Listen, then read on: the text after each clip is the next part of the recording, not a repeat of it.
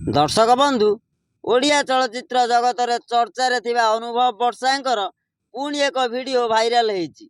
आपण जानिले आश्चर्य हेबे अनुभवंकर एभली दृश्य देखिले। वर्षा प्रियदर्शनी एवं अनुभव महांती आज बस स्टैंड रे एकाठी भेटाभेटी होइतिले।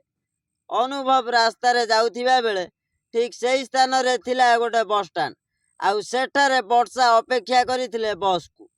हठात अनुभव को देखी वर्षांकर मन तरली गला एवं सेठारे दुहें दुई को भेटाभेटी होला परे वर्षा प्रथम आखिरु लुह झराई कांदी थिले। हेले अनुभव वर्षांक पाखरे हाथ जोड़ी वर्षा को सम्मान देइथिले।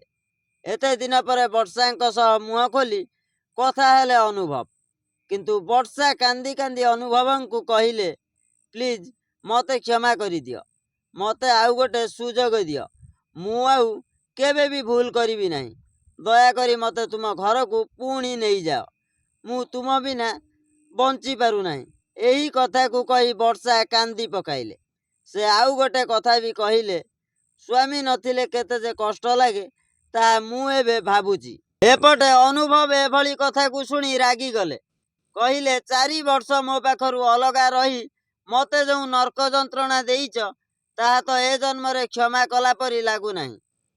हाँ, आउ गोटे कथा सुन, भगवान जदि चाहिए तुमको आउ गोटे चांस देई पारंती। एतिकी कही सेठारु अनुभव पलाई गले। हेले वर्षा प्रियदर्शनी एवं तांको सांग माने एक कथा को सुनी बहुत मन दुख कले।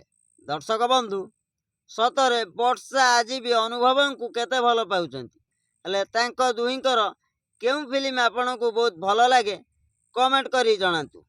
हाँ आज्ञा, वर्षा अनुभवंकर से सुपर जोड़ी को दर्शक माने चाही रही केबे सी पुणी एकाठी हेबे। तो सूचना आज एतिकी। वीडियो भल लगिले चैनल को सब्सक्राइब करी वीडियो को लाइक करंतु। नमस्कार।